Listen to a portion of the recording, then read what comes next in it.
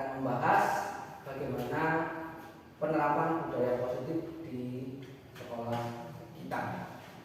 Lanjut. Ini perkenalkan, nama saya juga sudah tahu semuanya, dengan bervideo kalau guru penggerak angkatan ke-9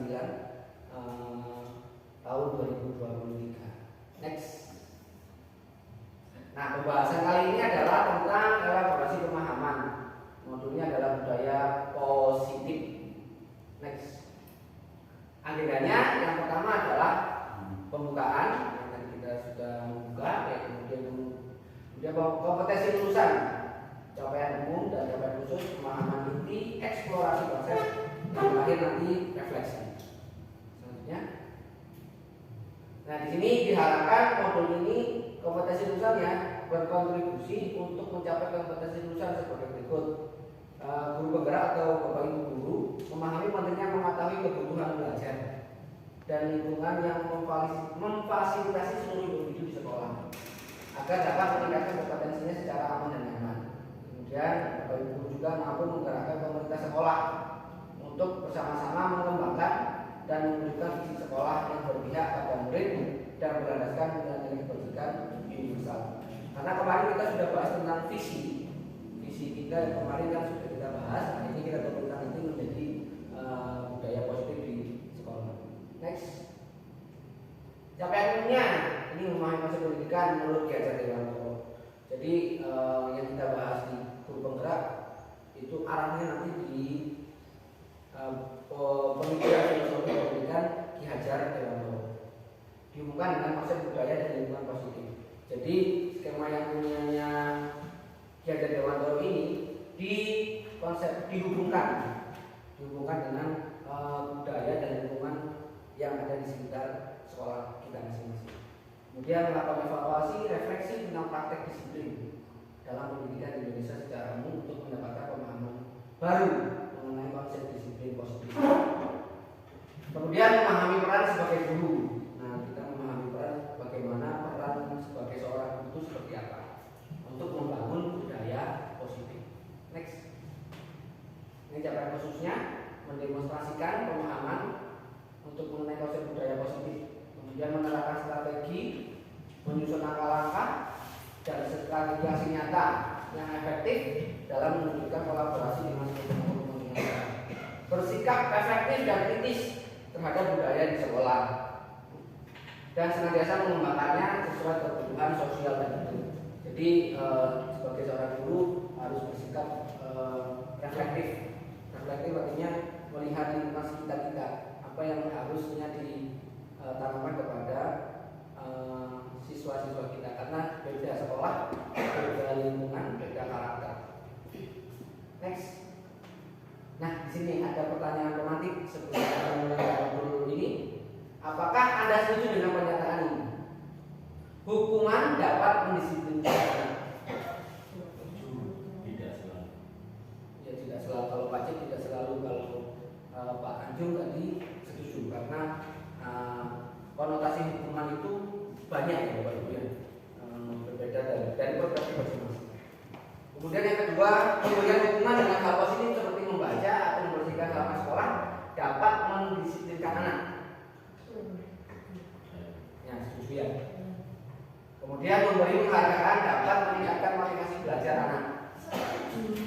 Jadi penghargaan bukan hanya dari segi materi juga, tapi dengan penghargaan kamu itu anak yang hebat itu termasuk juga memberi penghargaan. Reward lah. Oh ya, jadi nanti kita akan bahas bagaimana konsep hukuman yang akan diterapkan kepada siswa kita. Next. Topiknya ini disiplin positif, nilai-nilai kebajikan universal, teori motivasi, hukuman dan penghargaan, restitusi, keyakinan kelas, kebutuhan dasar manusia dan dunia berkualitas, itu restitusi 5 posisi kontrol, dan restitusi segitiga restitusi. Jadi nanti Bapak Ibu tahu posisinya saya itu di mana. Posisi kontrolnya Bapak Ibu itu sebagai seorang penghukum kah, pemberi rasa bersalah atau teman, itu nanti yang menilai jenengan sendiri. Next. Terus, sini. pembelajaran disiplin positif dan nilai-nilai kebajikan universal. Pembelajaran yang pertama, lanjut. Ini. Kegiatan kepalan tangan, ini perubahan paradigma. Ada A dan B. Anda dan teman Anda, misalkan saya dan Pak Cip, saya A, Pak Cip B. Cobalah secari kertas, tuliskan benda atau sesuatu yang sangat berharga untuk Anda. Monggo di resapi ya. Ini sudah sudah tuliskan seperti itu, kemudian letakkan di salah satu tangan Anda dan genggam benda itu. Dengan segala upaya, tadi tidak boleh lepas. Buatlah sebuah kepala. Nah, saya Pak Cip akan mencoba dengan sekuat tenaga dengan berbagai cara untuk meminta Anda memberikan benda tersebut kepada saya. Bisa B itu bisa membujuk, bisa mengancam, bisa menghardik, bisa merayu, menyuap, apa saja akan dapat membuka kepala tangannya Pak Cip. Apa yang terjadi? Pak Cip punya kekeh, punya barang. Kemudian saya merayu dengan wah apa namanya luwes lambene lagi semua. Apa yang terjadi? Apakah Pak Cip itu akan memberikan atau sebaliknya Pak Cip menahan? Karena yang dipegang itu sangat berharga. Menahan. Ada yang menahan, ada yang memberikan. Menahan. Jadi kepala tangan ini kalau ditahan, prinsip namanya. Jadi ketika prinsip ini bisa digoyahkan dengan merayu, dengan menyuap, dengan mengancam, itu akan tersuka. Jadi pemahamannya paradigmanya adalah ketika kita sudah mempunyai rasa keyakinan pada diri kita, itu jangan sampai kepala tangan ini lepas. Karena adanya hal-hal yang mengakibatkan itu lepas, mengancam, apalagi kalau merayu. Kalau mengancam sih masih bisa ya, tapi kalau sudah rayuan maut itu yang paling susah. Karena hati seseorang itu berbeda-beda. Ya kayak katanya pacaran itu biasanya kan ada pacaran kan lu wayu sih, dua pacaran yang oleh ya. Nah itu akhirnya bagaimana keyakinan kita tidak lepas dari. Nah prinsip itu yang perlu dalam merubah paradigma kita sebagai seorang guru, prinsip. Jadi prinsipnya kita sebagai seorang guru adalah mengajar murid. Dirayu apapun, iya, misalnya dirayu oleh siswa, Pak, nilai itu tinggi, kayak orang sih ngakeh Pak. Nah akhirnya dengan dirayu siswanya dia bisa. Padahal prinsipnya adalah memberikan sesuatu yang baik kepada siswanya.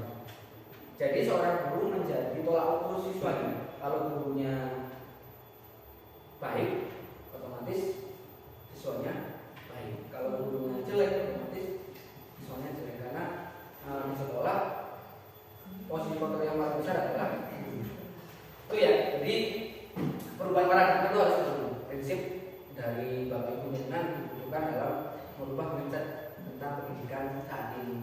Karena sudah berbeda jauh dengan zamannya Pak Cip, zamannya Pak Parlan. Kalau dulu siswa dibentak, dipukul, ditendang itu biasa saja. Kalau sekarang sudah berbeda lagi. Menghukum sholat bisa masuk penjara. Yang kasus di Sulawesi kemarin itu gara-gara sholat dihukum masuk penjara, itu susahnya. Jadi berbeda. Kalau kata Kejar Dewantara kan sesuaikan dengan kodratnya siswa, kodrat alamnya siswa dan kodratnya zaman. Jadi kebutuhan siswa itu apa, zamannya seperti apa. Jadi zamannya Pak Cip dulu, misalkan dipatenkan dengan zamannya sekarang, udah nggak bisa. Itu yang saya pahami dari pemikiran Kejar Dewantara. Next. Menanggapi Mas, oh ya itu menarik, saya di Mesos ya. Itu bisa dianalisa menggunakan teori konflik dan realitas sejarah. Jadi itu kan apa ya, hak nilai. Jadi konflik itu terjadi ketika nilai yang ada itu direbut dari itu ya, atau dianulir kan,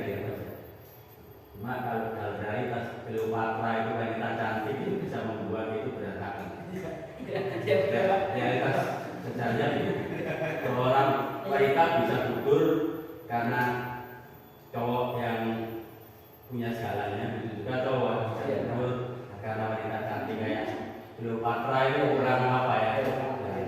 Raja Mesir Mas ya. Ya benar kan, karena merayu itu yang namanya kalau dalam agama Islam harta tahta wanita. Godaannya itu berat sekali. Harta tahta wanita. Sudah punya uang dikasih tahta lagi, wah punya kekuasaan. Habis itu kekuasaan kasih wanita, wis hancur lebur semuanya. Jadi memang susah Pak. Saya sendiri juga masih belajar merayu. Apalagi misalkan kalau di guru, kalau misalkan suap penyuap misalnya kasih sekian, wakil pas keadaan kita membutuhkan uang, itu yang susah. Kalau kita membutuhkan uang, kemudian ada uang sebesar saya ini disuap, itu nambahannya gede. Tapi kembali lagi dengan paradigma itu tadi. Jadi pola pikir kita, prinsip kita seperti apa, dengan mengancam, menghadir, merayu, menyuap itu dan sebagainya itu insya Allah bisa dikendalikan meskipun itu sulit. Nanti perlahan-lahan, jadi proses. Betul berarti Pak? Lanjut.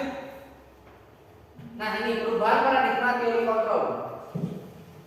Ilusi kontrol. Ilusi guru mengontrol murid. Kemudian ilusi bahwa kritik dan membuat orang merasa bersalah dapat mengeluarkan karakter. Jadi butuh tidak kritik. Kadang-kala kita memang susah untuk dikritik. Apalagi kalau murid mengkritik guru. Kan biasanya katanya tidak boleh mengkritik gurunya. Kalau guru salah kembali ke poin A, guru pasti benar, tapi guru juga pernah salah.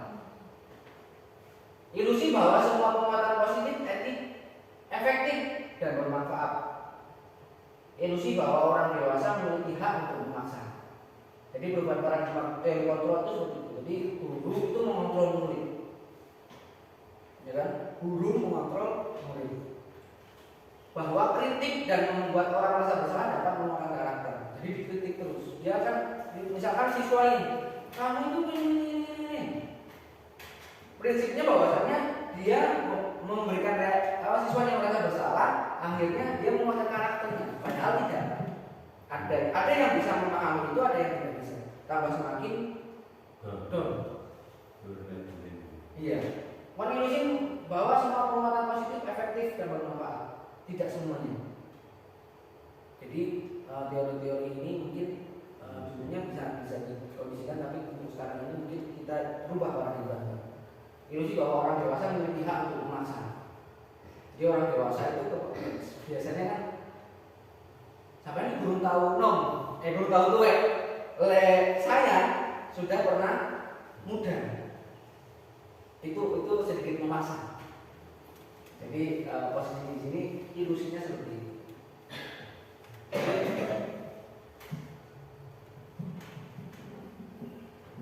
Nih, perubahan paradigma stimulus respon teori kontrol. Jadi stimulus respon. Siapa sesungguhnya yang memiliki kontrol? Stimulus responnya kita mencoba mengubah orang agar berpandangan sama dengan kita. Jadi kita memberikan stimulus kepada siswa, direspon.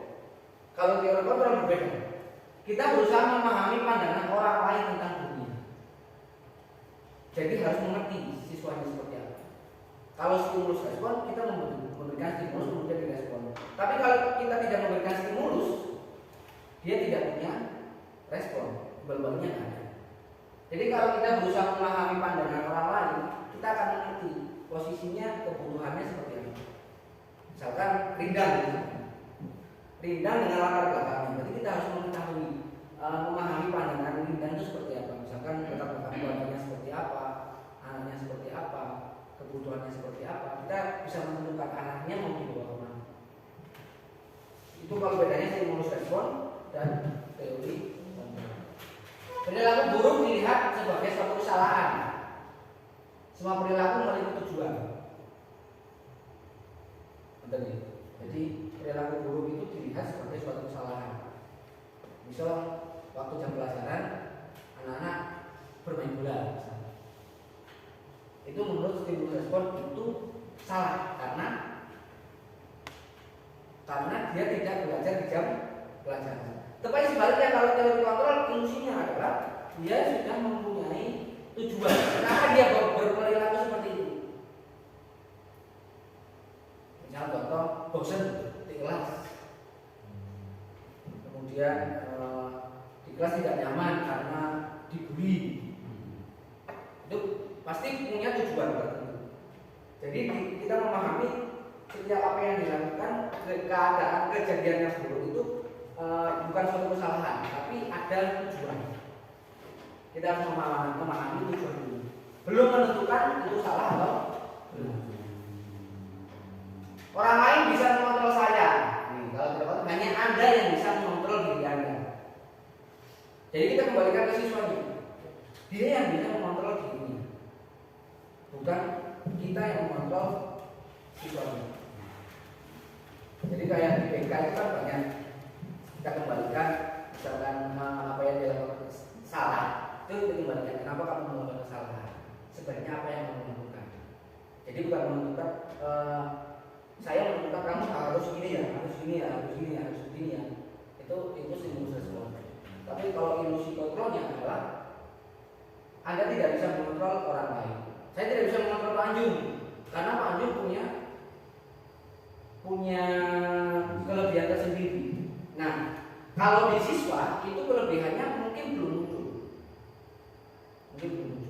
Nah, tugas kita adalah memunculkan kelebihan tanpa memberikan kayak diberi, ini salah, tapi diarahkan.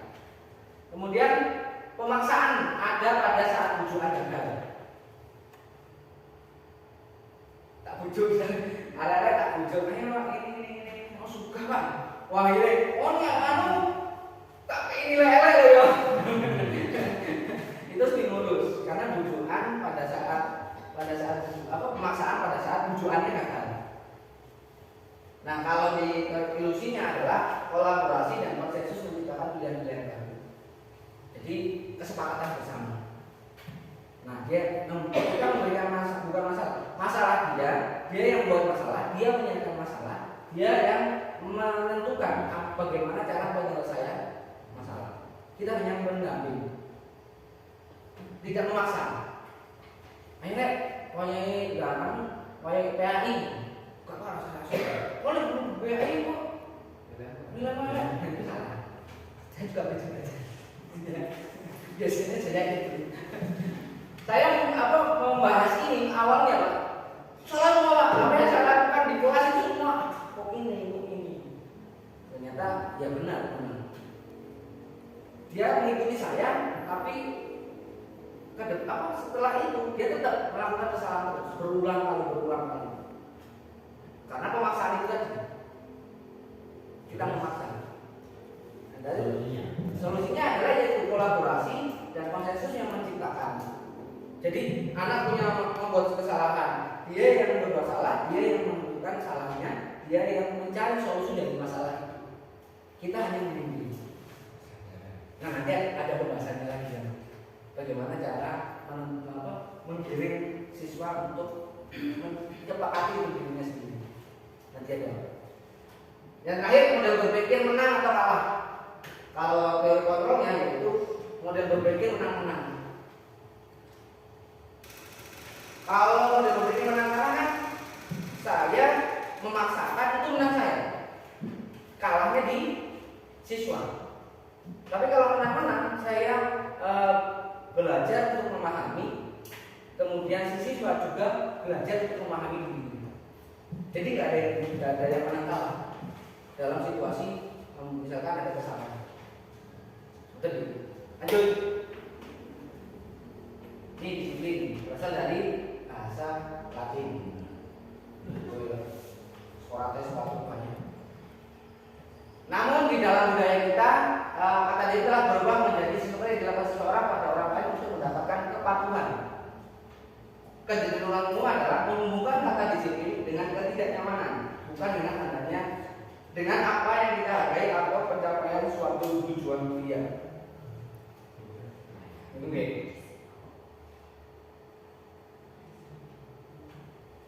Disiplin. Jadi sesuatu yang dilakukan seseorang pada orang lain untuk mendapatkan kepatuhan.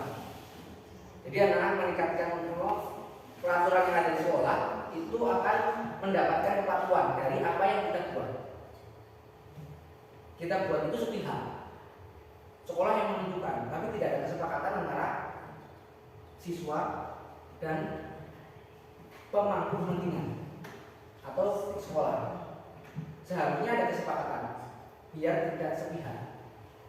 Oh, aku nggak suka gini, oh, aku nggak suka gini. Akhirnya peraturan itu akan dilanggar. Karena apa? Karena tidak adanya kesepakatan antara siswa dengan guru. Seharusnya ada kesepakatan biar mengerti. Kalau anak mengerti, dia tidak akan melakukan. Tapi kalau dia tidak boleh begini, otomatis akan dilanggar. Contoh misalkan sholat itu pasti banyak yang melanggar misalnya. Karena sepihak itu yang mungkin kita akan ubah nanti, belajar untuk berubah. Memang susah, tapi next. Harus teorinya adalah Iya. Nah, ini nilai kebajikan universal. Nilai kebajikan universal itu apa sih nilai kebajikan? Sifat positif manusia merupakan tujuan mulia yang dicapai setiap individu. Jadi sifat positif apa saja nilainya? Beriman, mandiri, benar hati, sifat seperti kelima itu. Ini nilai-nilai kebajikan secara universal.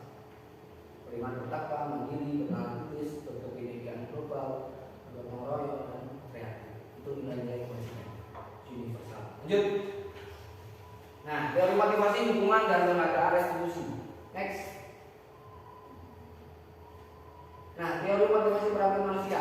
Motivasi eksternal untuk menghindari ketidaknyamanan hubungan. Apa yang akan terjadi apabila saya tidak melakukannya? Dihukum. Motivasi eksternalnya, misalkan untuk mendapatkan imbalan dari orang lain atau institusi. Apa yang akan saya dapatkan apabila saya melakukannya? Mendapatkan imbalan.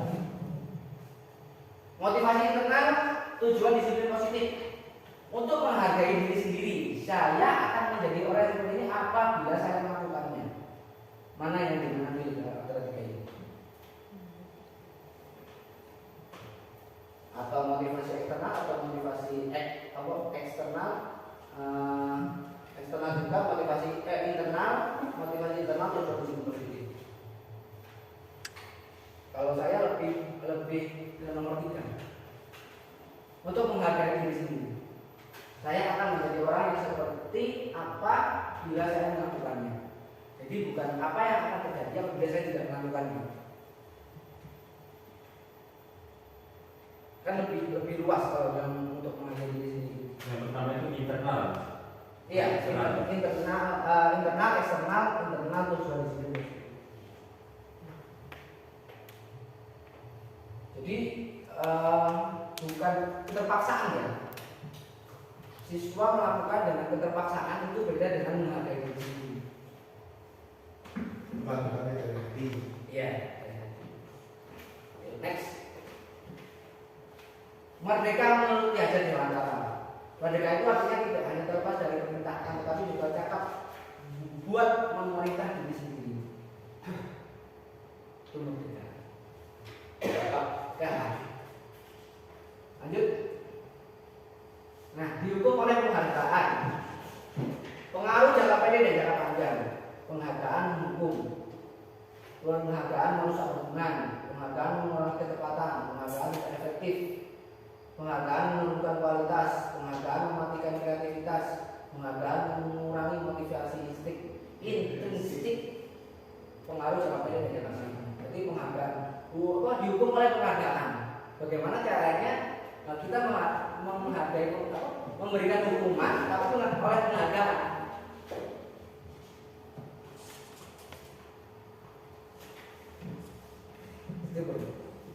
Dihukum oleh penghargaan, bukan dihukum oleh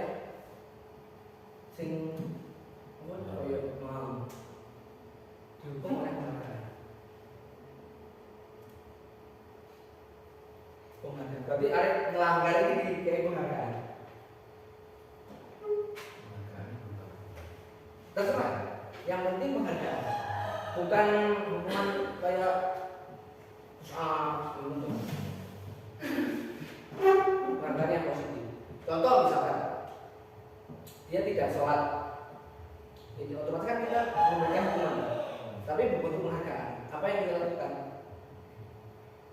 Kita dekati dia, kita motivasi dia, kemudian kita kasih hukuman untuk dia belajar sholat di depan kita. Itu satu penghargaan. Jadi hukumannya positif. Kalau hukumannya negatif adalah kamu tidak sholat, kemudian silakan menulis surat Yasin bagaimana tolong misalnya. Nah itu nggak boleh. Iya, dan ini juga gitu. Ternyata saya salah tahu. Jadi susahnya itu penghargaan. Kok dihukum oleh penghargaan memang susah. Harus mengenali siswanya juga. Tidak kayak sepatu itu bagaimana? Ya. Kalau dari redaksi kalimat ini ada makna yang berbeda dari yang disampaikan mungkin. Kalau di sini dihukum oleh penghargaan, berarti kita terpenjara oleh penghargaan yang mengakibatkan pengaruh jangka pendek, terus penghargaan hukum ya kota-kota orang itu. Terus kalau redaksi kalimatnya dihukum dengan penghargaan, itu sesuai dengan yang disampaikan. Jadi kita paradigmanya yang mana? Kita pakai yang disampaikan. Dihukum oleh penghargaan. Oleh penghargaan. Berarti kita terpenjara oleh penghargaan itu. Oleh penghargaan tergantung dari siswanya. Maksudnya Jadi tidak bisa dipukul rata semua. Misalkan siswa sekolah rumah ya. tidak semua dipukul rata. Ayo menulis surat Yasin 30 kali. Tidak bisa. Karena kebutuhan siswanya berbeda-beda. Latar belakangnya berbeda-beda. Ada yang tidak suka menulis, ada yang suka menulis. Nah, jadi sebelumnya harus mengerti dulu siswanya seperti apa. Kemudian kita bisa bertindak. Dihukumnya seperti apa. Nah, hukuman itu imbal baliknya positif bagi dia, tanpa dia merasa tertekan. Karena di dalam kegiatan belajaran dia harus merasakan kenyamanan, aman, dan senang. Kalau itu tidak ada, berarti di pembelajaran kita ada yang salah. Berarti dihukum dengan penghargaan. Iya. Konotasinya itu memang agak gimana gitu ya. Ada ambigu kalau dengan menggunakan kata oleh. Kalau menurut saya seperti itu. Iya. Dihukum oleh penghargaan karena konotasi bahasanya benar. Konotasi bahasa di modul ini dia penggunaan kata-kata yang positif. Jadi kata-kata yang negatif itu dihilangkan, akhirnya menimbulkan kata-kata positif. Nanti semua yang kita bahas ini yang perlu kita lakukan itu salah kabeh. Ada tulisan dilarang, itu tidak boleh. Dilarang membawa HP itu tidak boleh. Kemudian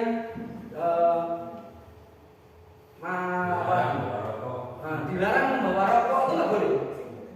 Kata-kata dilarang itu sudah tidak boleh. Karena budaya positif itu tadi.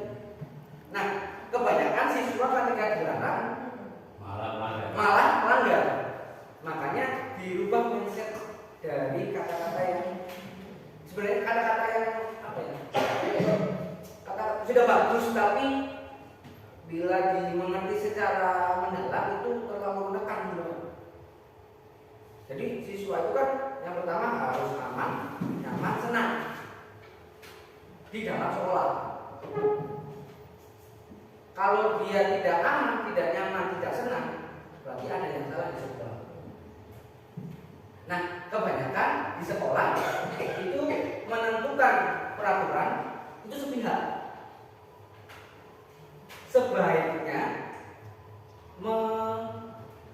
mengkolaborasi atau bersama-sama memutuskan peraturan itu untuk merumuskan peraturan. Kan kalau kesiswaan biasanya itu kan tulis skor sampai ini buat peraturan sama bukan. Iya. Peraturan harus disepakati antar siswa. Iya. Tapi dengan konotasi bahasa yang Gunakan.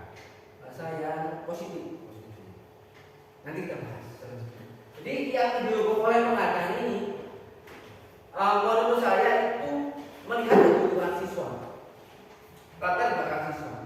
Jadi tidak semuanya suka dengan hukuman yang diberikan. Jadi jangan dipukul rata semua. Push up salah semua. Jadi hukuman yang kembalinya positif ke dia, dengan dia merasa nyaman. Tanya boleh Pak Rian? Gini. Ini dalam praktik ya. Misalkan seorang siswa itu rambutnya panjang atau diwarnai ngoten nggih. Kemudian kita ajak ke salon untuk dirapikan, apakah termasuk dihukum oleh penghargaan, Pak? Bisa dihukum oleh penghargaan. Kalau pas hukum itu nanti masuknya di segitiga restitusi. Ada teorinya segitiga restitusi itu nanti ada yang pertama menstabilkan identitas, yang kedua itu validasi tindakan, yang ketiga adalah memberikan keyakinan. Jadi dia tahu kesalahannya, tapi kita sebagai seorang guru tidak langsung memotong rambutnya. Kenapa kok? Apa yang kamu lakukan ini salah? Dia salah. Kemudian kenapa kok panjang? Alasannya kenapa dan sebagainya. Akhirnya kita kasih solusi, atau dia memberikan solusi. Silakan solusinya seperti apa? Kesalahan salah. Nah akhirnya dia tidak merasa tertekan. Aku dipetol, ya apa diri saya. Aku pikir salah gitu. Nah akhirnya dia ngomong, oh iya barang Pak, kata iya. Itu salah satu penghargaan, dihukum oleh penghargaan. Dia berasa nyaman, pokoknya dia berasa nyaman, apalagi senang dan nyaman, tenang dan aman.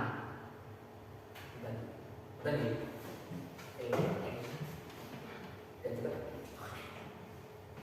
Nah, kalau memberikan apresiasi pengakuan perlu diingat beberapa hal. Beri pengakuan secara khusus, secara pribadi kepada semua murid bergantian secara konsisten, fokus pada proses. Jadi pengakuannya secara khusus dan khusus pribadi, setelah itu semua murid konsisten dan fokus pada proses.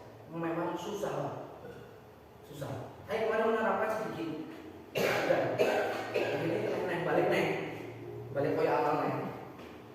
Gara-gara tahan hukuman. Memang susah. Emosi dari kita itu yang masih belum. Next. Ini contoh pengakuan apresiasi membuka. Kemarin saya perhatikan nilai kebajikannya rasa empati besar sekali situasi pada saat murid baru di kelas kita. Pembukanya contoh pengakuan atau apresiasi. Kemarin saya perhatikan rasa empati besar sekali situasinya pada saat menolong murid baru di sekolah kita. Jadi contoh pengakuan apresiasi, kata-kata yang positif. Nilai kebajikannya atau belum? Saya menghargai. Terima kasih untuk apa? Itu rasa tanggung jawab. Contoh situasinya pada saat kamu memungut kertas.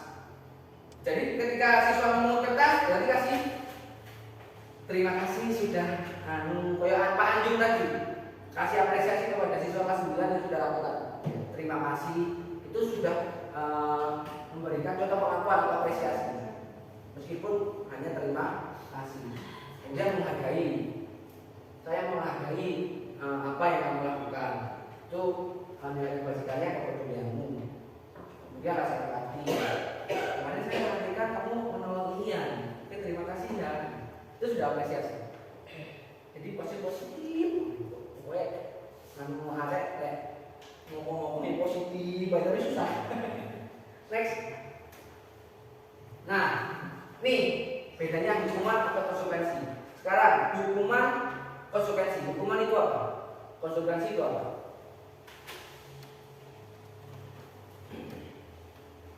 Hukuman kan identik dengan pelanggaran.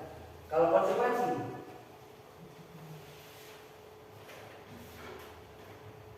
kalau kita melakukan sesuatu kemudian itu tidak dilakukan, konsekuensinya saya apa?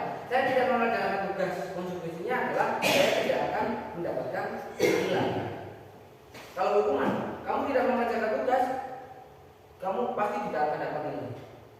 Kalau hukuman itu sepihak. Kalau konsekuensi dia mengerti. Nah, sekarang tindakan Bu. Mencatat 100 kali di dalam buku kalimat, saya tidak akan terlambat lagi karena telah bersekolah. Ini hukuman atau konsekuensi?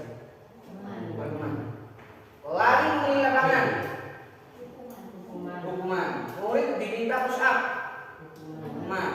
Menggantikan kertas tugas teman yang telah dicoret-coret. Konsekuensi. Membersihkan tumpahan air di meja tulis karena kesenggol pada saat belajar. Murid disuruh untuk mengenakan sepatu harian di sekolah karena tidak mengenakan sepatu hitam. Hukuman. Jadi murid disuruh untuk mengenakan sepatu seharian karena tidak menggunakan. Lalu dilakukan bahkan 2 kali karena 10 menit itu pelajaran kecilkan. Hukuman. Gimana kesepakatan? Kalau ada kesepakatan, kalau tidak ada kesepakatan, Biasanya kesepakatan. ya. Gitu ya. Jadi kalau misalkan nggak dikasih tugas kemana? Ini salah. Kalau langsung coba diganti kertasnya, temannya itu sudah konsekuensi. Dia mengerti konsekuensinya seperti apa. Ya, saya tetap terlambat, saya misalnya maju lari 10 kali. Tapi dia pejokan. Beda lagi kalau misalkan untuk pelajaran PAI. Kon ngeliling basket 2 kali nggak nyambung misalnya. Ya, nyambung. Kalau yang terakhir bisa hukuman atau konsekuensi tergantung dari kesepakatan ya. Oke, next. Nih, perbedaan hukuman dan konsekuensi. Kalau hukuman sesuatu yang menyakitkan. Konsekuensi sesuatu harus terjadi. Kalau hukuman membuat anak sakit, anak membenci kedisiplinan, benci ya, ini benci nanti siswanya benci.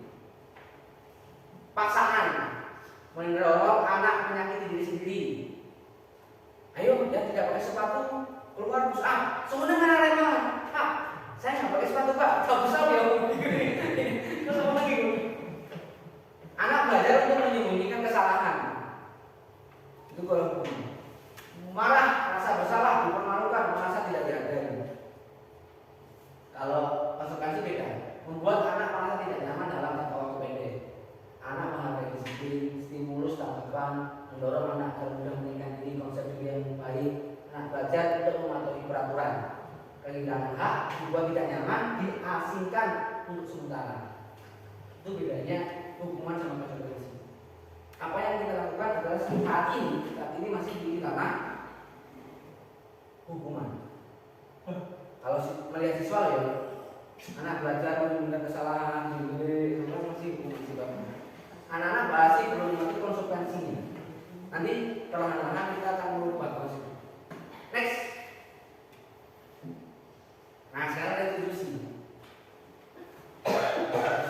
Proses menciptakan kondisi bagi murid untuk memperbaiki kesalahan mereka, sehingga mereka bisa kembali pada awal mereka dengan karakter yang lebih kuat. Dan itu juga merupakan proses kolaboratif yang mengajarkan diri murid untuk mencapai solusi untuk masalah mereka dan membantu murid berpikir tentang orang seperti apa yang mereka inginkan. Jadi menciptakan kondisi bagi untuk memperbaiki kesalahan, tidak omongan, itu restitusi. Next. Kalau hukuman tadi kita rubah jadi konsekuensi, akhirnya nanti akan timbul restitusi. Contoh, sesuatu sudah terjadi, harus terjadi. Restitusi merupakan pilihan. Kalau hukuman sesuatu menyakitkan harus terjadi. Tapi kalau restitusi merupakan pilihan. Tapi kalau hukuman pasti menyakitkan bagi anaknya, bagi siswanya. Tapi kalau restitusi sudah berbeda. Hampir mirip dengan PK, ini maksudnya. Omongan nangis, menyadari kesalahan. Tapi lek musuh siswa pandu, gak nangis, berontak malah.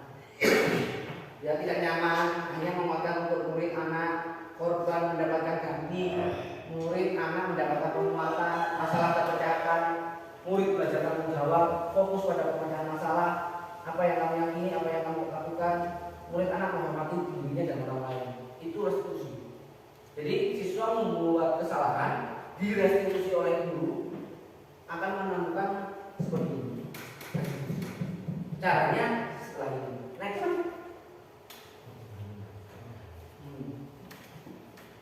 Bukan untuk menebus kesalahan, memperbaiki hubungan, tawaran bukan paksaan. Kalau hubungan kan paksaan, kalau restitusi itu tawaran. Restitusi menuntut untuk ke dalam diri, mencari hubungan, cara yang paling baik menyelesaikan masalah anak adalah dengan cara restitusi, bukan cara memberikan hubungan.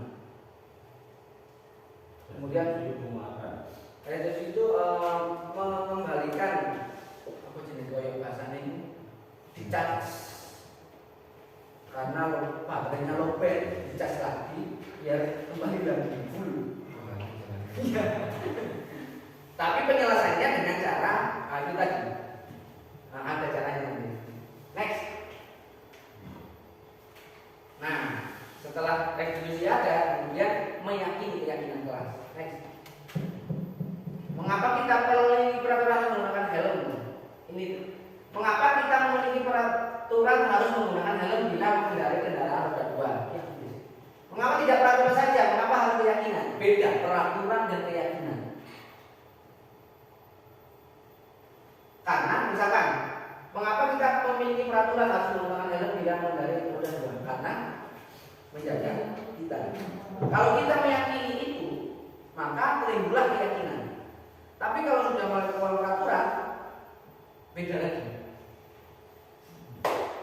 Next. Ada tambahan sih. Next.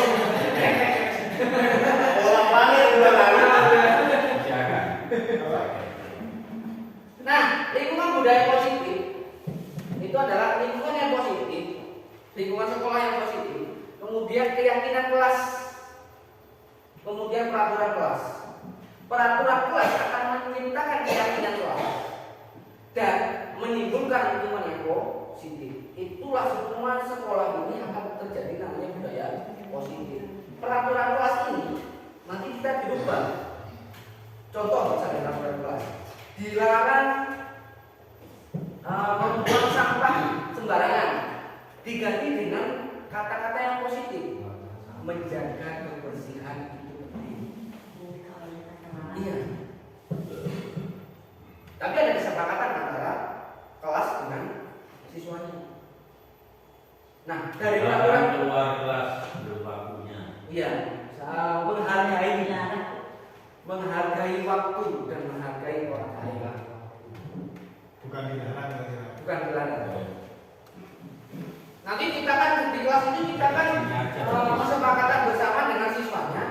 Nah, akhirnya peraturan yang sudah dikembangkan dengan hal-hal yang positif akan menimbulkan keyakinan kelas.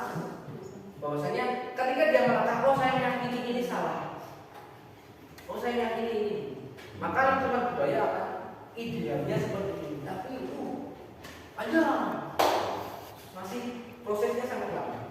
Berarti ini pengaruh bahasa itu sangat kuat sekali untuk Iya. membentuk karakter. Betul. Berarti kita berbahasa dengan siswa. Iya.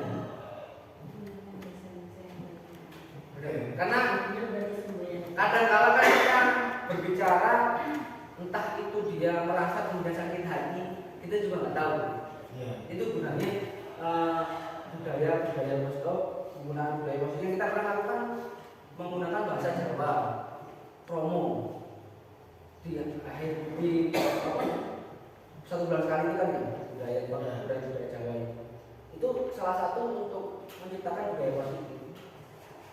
Cuma budaya Jawa yang bisa. Kalau saya mulai dari tata berbicaranya di jalan Jawa itu sudah diatur. Ngomong-ngomong nambah kancani, ngomong nambah bapak ibu yang lebih dewasa, yang lebih tua itu sudah berbeda. Mulai dari tingkah lakunya juga berbeda.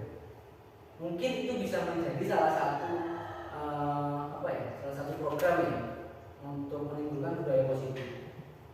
Jadi bersama-sama. Tapi kalau cuma hanya saya, Pak Andu, misalkan 3 orang saja, mungkin itu tidak akan terlaksana. Jadi budaya positif ini bukan hanya 1 orang, tapi semua lingkup yang ada di sekolah. Misalkan lek hari ini ngomongan kali pulau, ngomongan ini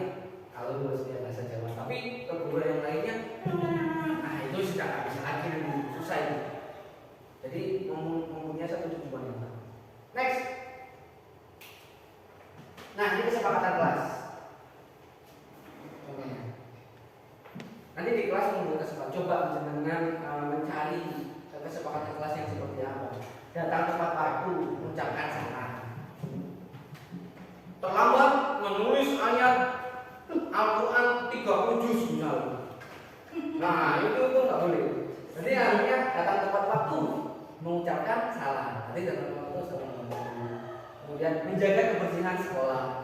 Dilarang membuang sampah di soroan.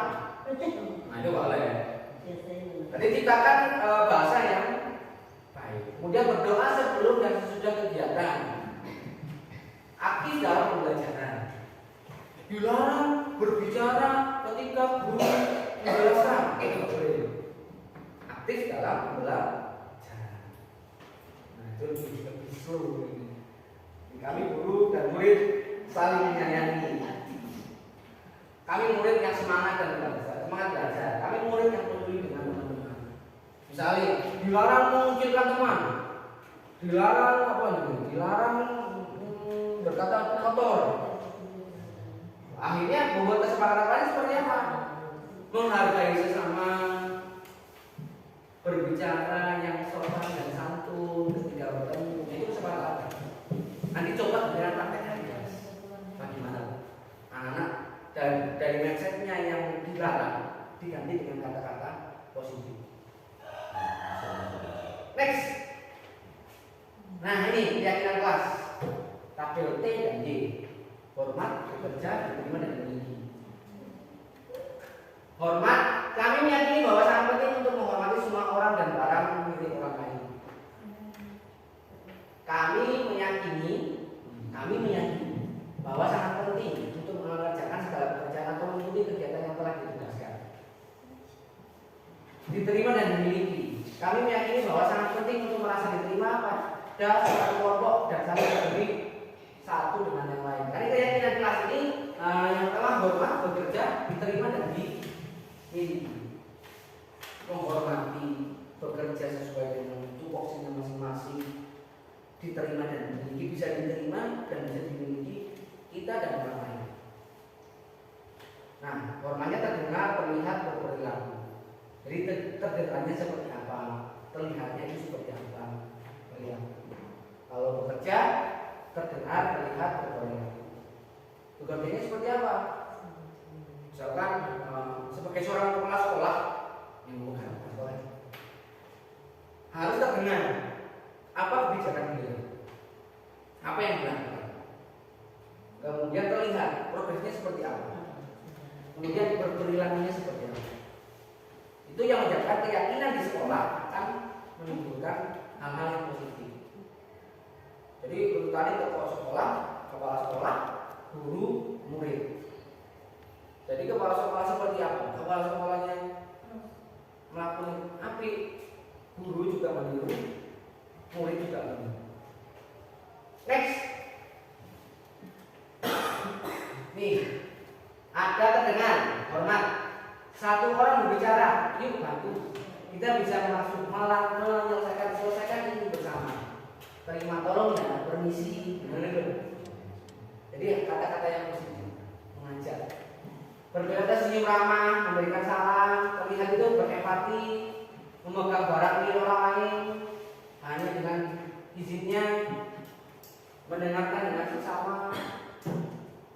Nah, tampak seperti tidak tampak datang tepat waktu, sering hadir terlambat, menyapa teman dan guru setiap hari, ta'ajub kepada teman dan guru, mengembalikan barang dan lain sebagainya. Kalau bekerja ya, tugas sudah diberikan, tampak belum bekerja. Next. Pendidik. Nah ini, coba selalu kembalikan buku ke tempatnya. Keyakinan kelasnya apa?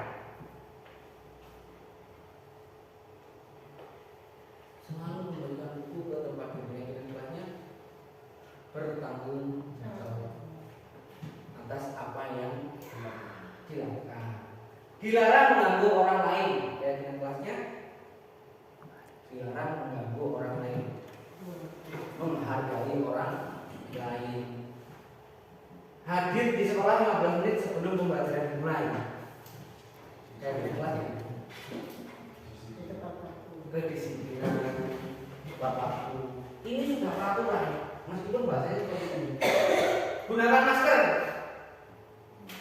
keyakinan kelasnya adalah menjaga kesehatan. Bergantian atau menunggu giliran saling toleransi. Jadi keyakinan kelasnya diubah seperti itu. Next, kebutuhan dasar manusia. Ini kasih sayang, kebutuhan dasar manusia itu ada kasih sayang dan diterima, penguasaan, kebebasan, kesenangan. Nah, jangan tunggu untuk bertahan hidup. Kasih sayang dan rasa diterima. Saat ini posisi dirinya gimana? Apakah penguasaan, apakah kebebasan, atau kesenangan, atau kasih sayang dan rasa diterima? Itu Anda yang pilihan di Anda sendiri. Ini yang menentukan manusia untuk bertahan hidup. Bertahan hidup bukan dari segi makanan juga ya, tapi lainnya juga ya. Itu teori apa? Nanti dibahas. Jadi kan tunggu Pak, ini Pak. Kebebasan. Saya pakai Maslow. Next. Kebebasan. Nih, Pak Zulfikar bilang Antoni. Next.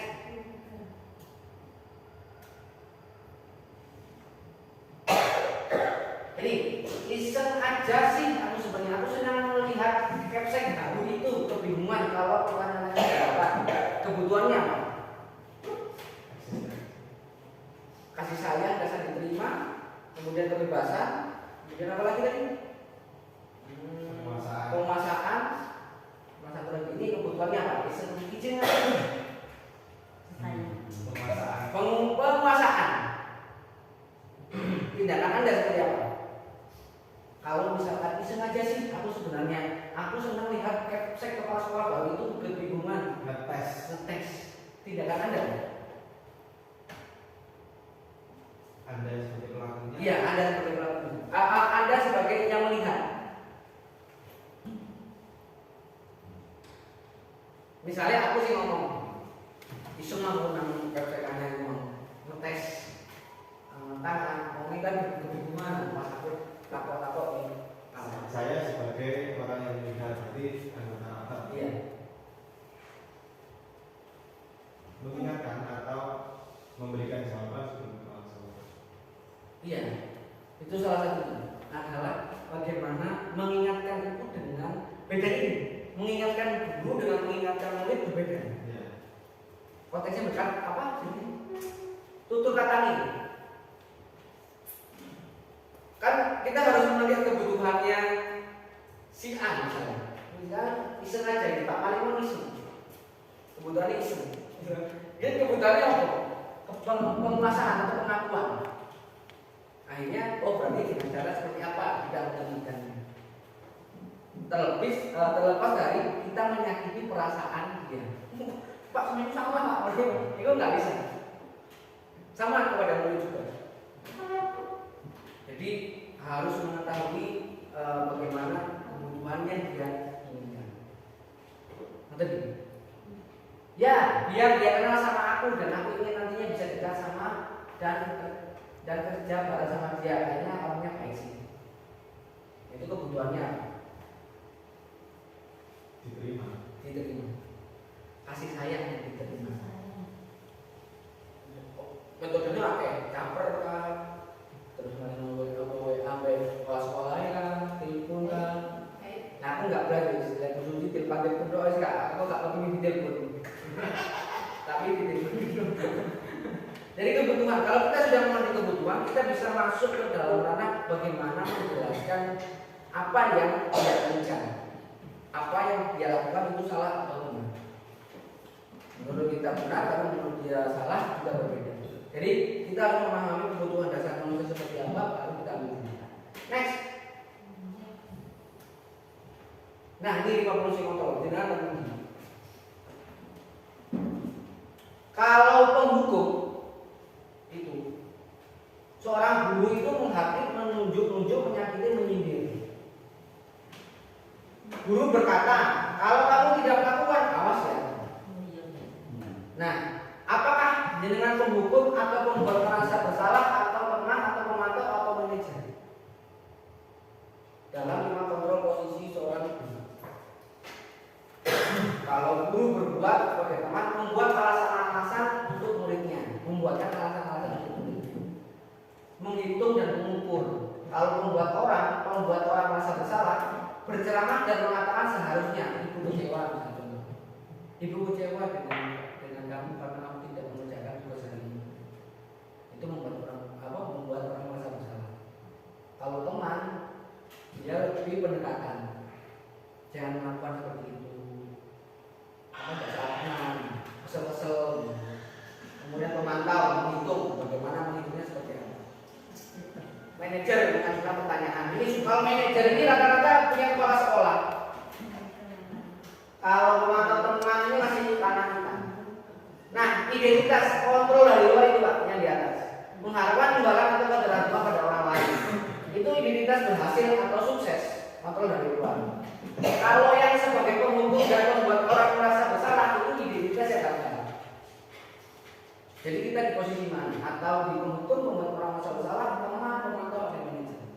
Itu bisa dilihat nanti akan saya share. Wah, aku bingung. Nanti kita bisa menentukan arahnya seperti apa. Next. Nah ini, saya kecewa sekali dengan kamu. Ini termasuk posisi kontrol apa? Saya kecewa. Membuat orang merasa bersalah. Itu identitas yang gagal. Itu paling disebutkan tadi. Kamu tidak pernah benar melakukannya.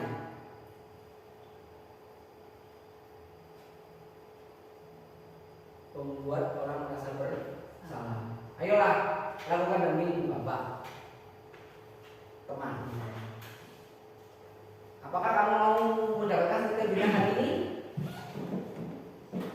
Pemantau. Bagaimana kamu bisa menyelesaikan masalah ini? Manajer. Kamu selalu yang paling terakhir.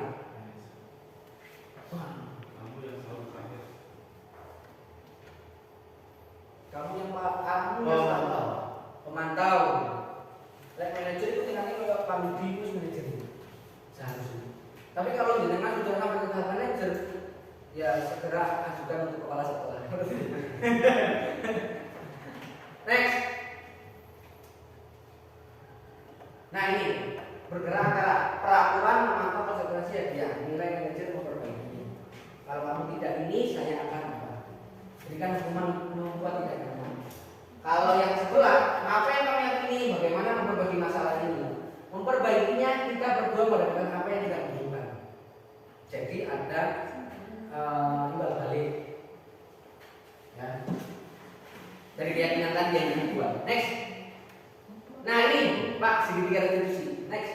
Nah di sini di dalam menyelesaikan masalah itu yang pertama harus menstabilkan identitas, kemudian validasi tindakan, akhirnya memenangkan keyakinan ini. Segitiga restitusi seperti ini.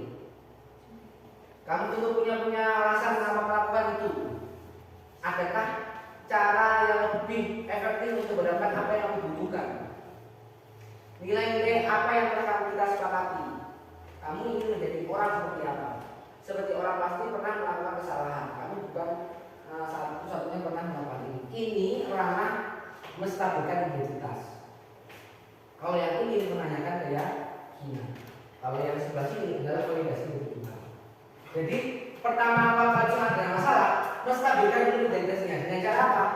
Setiap orang pernah melakukan kesalahan. Contoh, kamu bukan satu-satunya yang pernah melakukan ini. Jadi distabilkan dulu identitasnya. Biar dia merasa nyaman. Ketika dia nyaman, akhirnya kita memvalidasi kebutuhannya. Kamu tentu punya alasan kenapa kamu melakukan ini. Nah, adakah cara yang lebih efektif untuk mendapatkan apa yang dibutuhkan? Akhirnya sesudah memvalidasi tindakan itu tadi, kebutuhan itu tadi, meyakinkan, menanyakan keyakinan. Nilai apa yang telah kita sepakati? Kita berikan nilai-nilai yang bagus. Contoh apa? Kemarin saya membuat video tentang segitiga restitusi. Ada anak bolos sekolah. Nah, si anak ini bolos karena dia nggak betah di kelas. Kita stabilkan dulu. Kenapa kamu melakukan ini? Setiap orang pasti melakukan kesalahan seperti itu. Jadi tolong jelaskan kenapa kamu melakukan tidak hadir atau bolos pada waktu pembelajaran. Pak, males Pak. Orang males bosan di kelas Pak. Oh iya. Berarti kuncinya adalah dia males di dalam kelas dan bosan. Kita cari tahu dulu. Bukan salahnya dia bolos, tapi kenapa dia bolos. Nah, kita selesaikan dulu. Kita mau validasi tindakan dulu. Apa yang kamu lakukan bolos itu salah atau tidak? Salah Pak. Nah, kalau salah, bagaimana cara memperbaikinya? Contoh misalkan memperbaikinya seperti apa? Saya tidak akan bolos, dan misalkan saya bolos, saya akan memberikan tugas. Saya siap diberikan tugas oleh Bapak Ibu guru. Maka saya akan selalu aktif kepada Bapak Ibu guru untuk melakukan pembelajaran. Atau juga saya akan memberikan masukan kepada Bapak Ibu guru bagaimana biar saya lebih jalan di kelas. Kita menemukan solusi. Kan kebanyakan kalau kita bolos langsung eksekusi. Panggil ke lapangan, selesai sudah. Itu biasanya gitu sih. Next.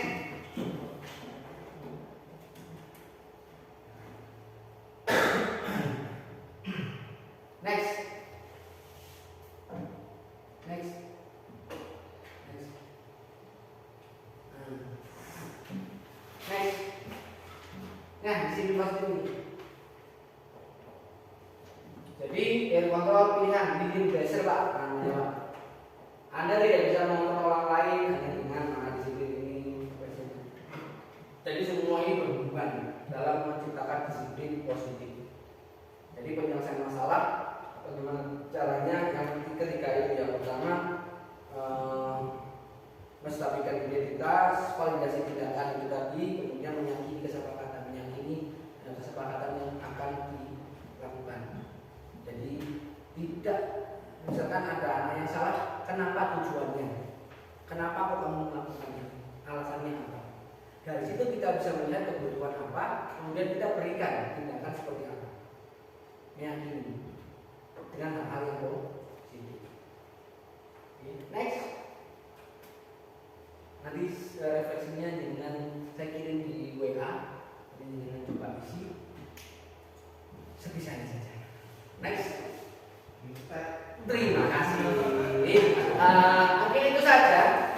Mungkin yang bisa selanjutnya dilakukan adalah ketika Bapak Ibu menerapkan keyakinan kelas itu. Jadi rubah peraturan yang awalnya itu dilarang hal-hal yang kata-kata yang tak kasar diganti dengan kata-kata yang positif. Minimal anak-anak di dalam kelas sudah mempunyai kesepakatan bersama tentang keyakinan kelas. Nah, kedepannya nanti kita akan merubah sedikit demi sedikit. Itu saja mungkin dari saya. Pada kurang lebihnya, kalau misalnya ada yang ingin ditanyakan, monggo lewat forum-forum lainnya juga. Setelah itu bisa. Untuk selanjutnya refleksi ini besoknya juga boleh. Besoknya juga boleh. Ini soalnya sampai tanggal 30 Oktober pengumpulan karena tugasnya terlalu banyak yang saya ingin ambil yang ini saja. Oke, terima kasih untuk waktunya dan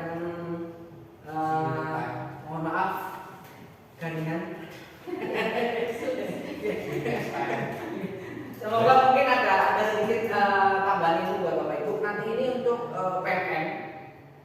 Ini nanti videonya akan saya share ke panjenengan semuanya. Nanti biar jadikan aku di aksi nyata di PMM. Biar ada sertifikat. Cuma kita punya sertifikat 2 ya. 2 atau 3? Kata Pak. 5. Minimal. Ini topik apa Mas? Topiknya budaya positif. Itu ada dapat sertifikat kira-kira. Tinggal dengan foto di depan, nanti setelah ini dengan foto sendiri. Fotonya di situ. Nanti ini saya masukkan ke program dulu, nanti bisa diupload ke PMM. Dah, iya. Refleksinya nggak dia. Oke, terima kasih. Sekian dari saya. Assalamualaikum warahmatullahi wabarakatuh. Waalaikumsalam. Thank you.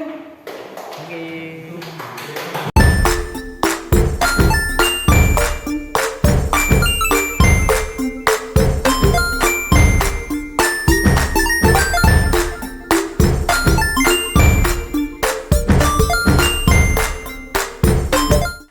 Action. Oke, assalamualaikum warahmatullahi wabarakatuh.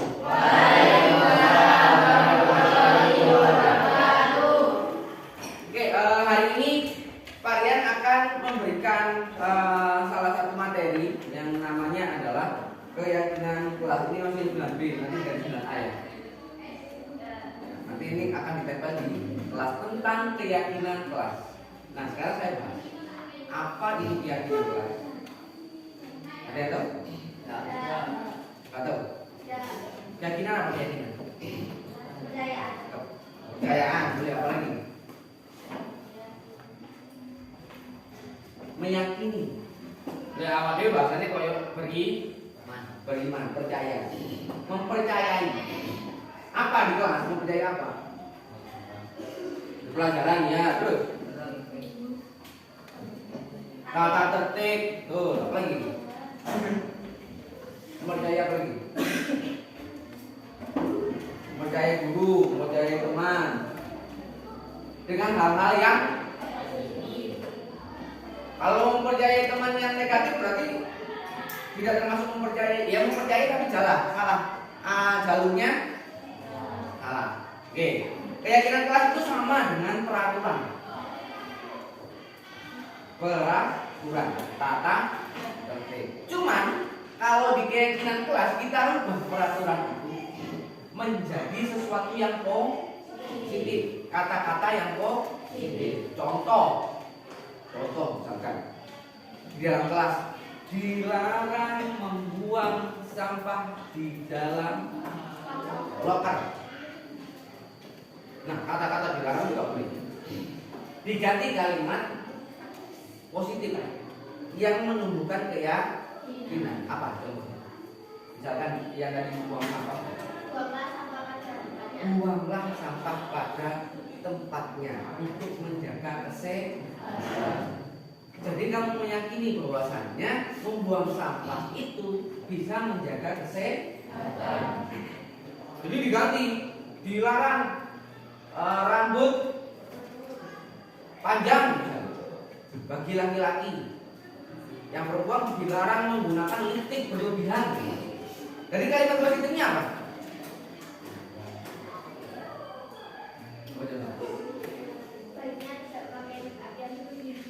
Salah. Apa?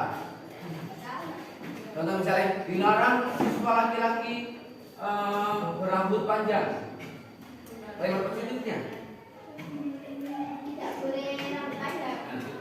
Tidak boleh. Kata-kata tidak boleh itu dihilangkan. Contoh misalnya ya, mana? Dilarang rambut panjang berarti menjaga diri sendiri. Biar dipandang orang lain bagus, baik. Yang perempuan dilarang menggunakan lipstik berlebihan. Kalimat positifnya apa?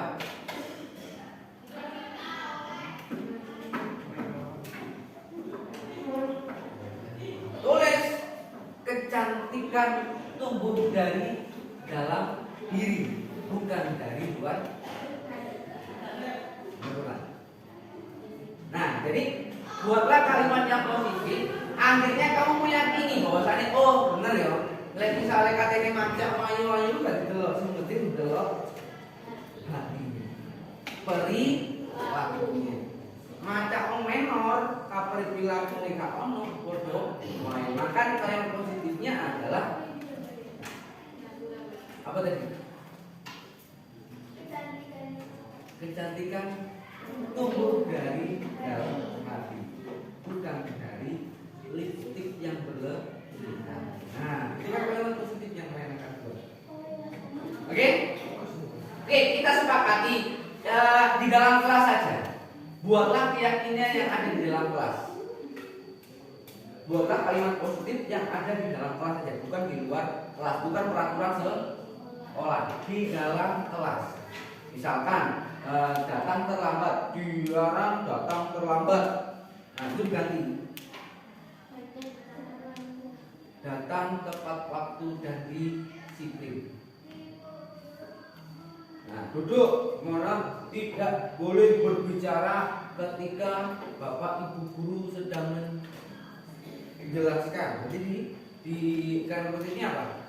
Menghargai orang lain dengan cara mendengarkan Bapak Ibu guru menjelaskan. Benar ya? Paham ya? Paham? Nah, Pak Rian akan memberikan kertas kepada kalian. Buatlah keyakinan kelas. Keyakinan kelas yang kita hitungannya peraturan kelas. Dulu namanya peraturan kelas, kita rubah jadi keyakinan kelas. Peraturan kelas yang dulunya apa diganti dengan kalimat positif. Paham? Nanti kita tempelkan, kita sortir di depan. Mana yang sudah sesuai, mana yang belum. Oke?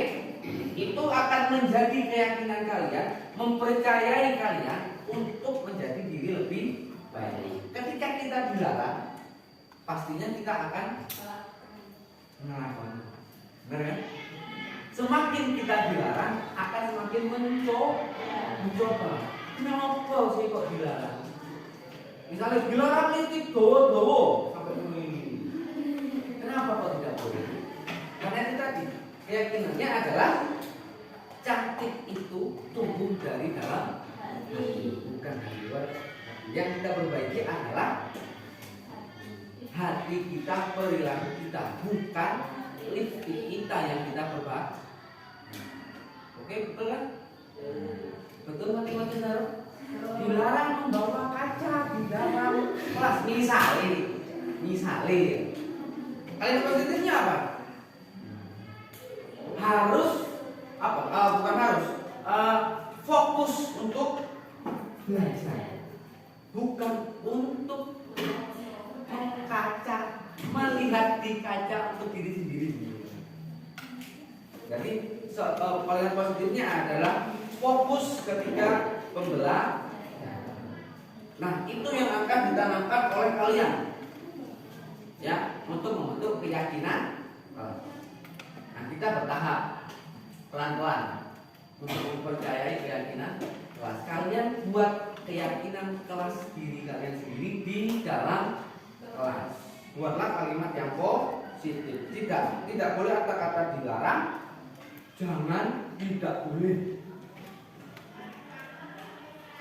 Ya, masih bingung?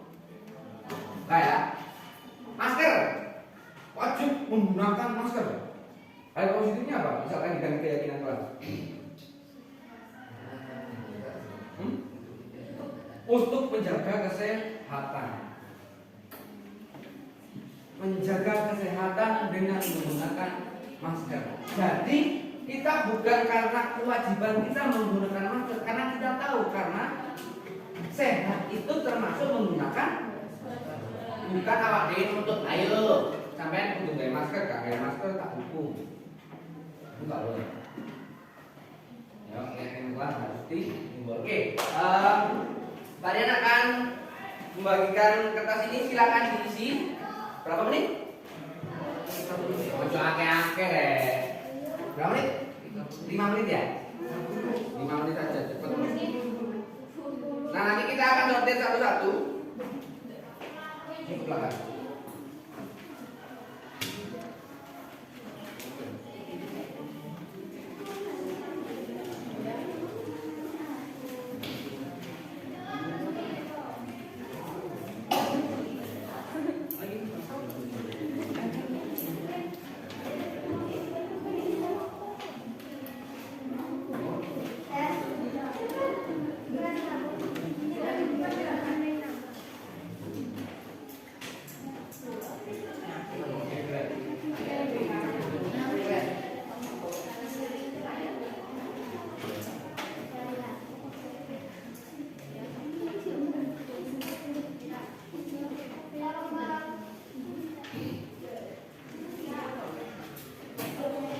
Silakan ditulis satu saja.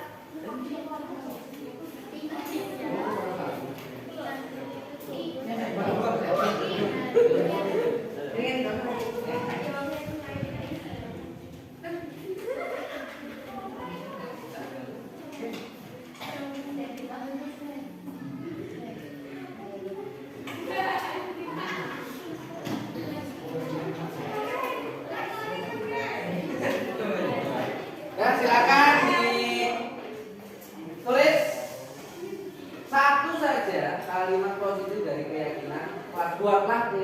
kelas? Aku.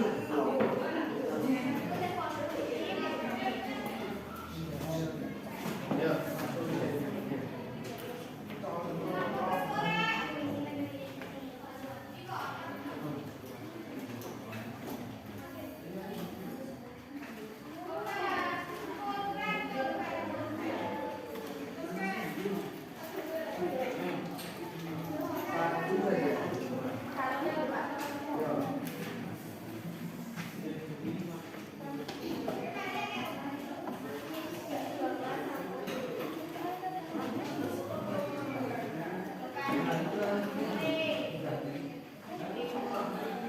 Bisa dilihat di kata tertib belakang, itu bisa diganti nanti. Kalian ganti kata tertib di belakang itu menggunakan kalimat. Silakan dilihat boleh.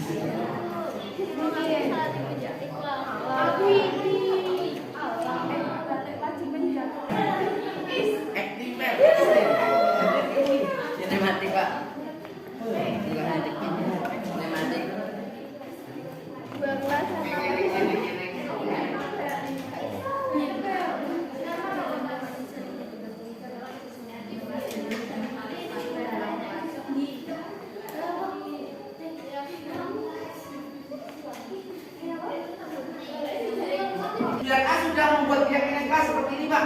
Nah, mau disampaikan ya. Silakan ini ditulis, ditempelkan ke depan.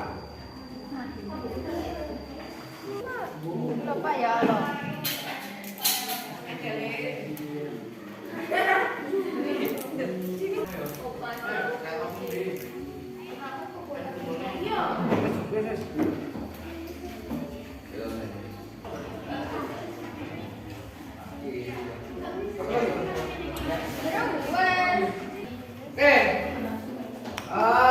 Kalian tadi sudah membuat, kemudian kita sudah mensortir, jadi mana yang akan ditaruh di dalam keyakinan kelas yang sudah ditulis oleh sekretaris. Nah, nanti akan diganti oleh sekretaris dan ditempelkan di mading.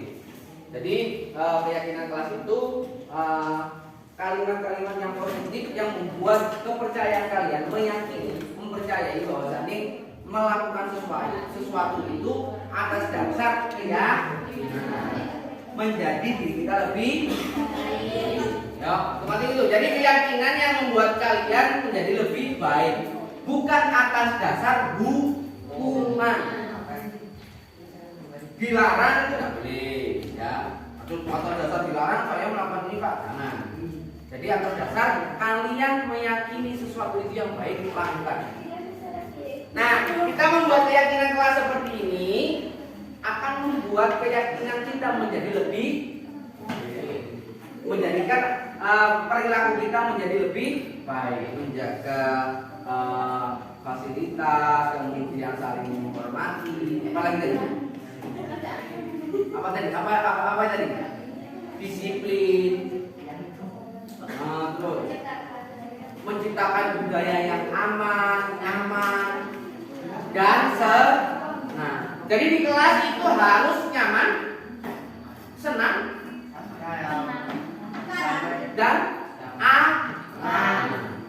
Kamu merasa aman, merasa nyaman, kemudian senang, itulah Tapi kalau kamu dalam keadaan tidak aman, tidak nyaman, tidak senang, nah itu baru nanti kita bicarakan kenapa kok kamu tidak senang di sekolah.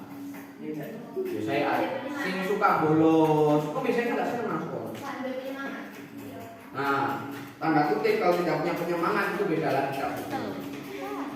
Nanti ada tulis nanti kita buat keyakinan lagi. Kita buat keyakinan lagi. Supaya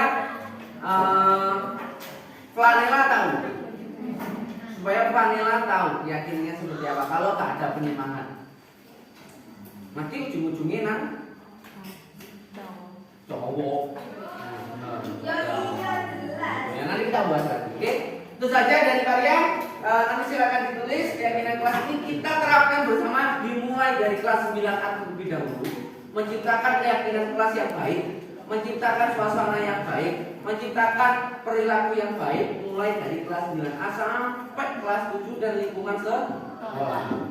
Jadi saya harap apa yang sudah kalian yakini, sudah kita buat bersama-sama menjadi salah satu ciri dari sekolah kita. Nanti brand besarnya adalah membuat kesepakatan, membuat keyakinan secara luas untuk sekolah kita. Kita mulai dari kelas 9A terlebih dahulu. Jadi kelas 9A adalah sebagai contoh untuk teman-teman yang lain, untuk siswa-siswa yang lain menjadikan lebih baik. Oke? Jadi gak ada manusia itu semakin hari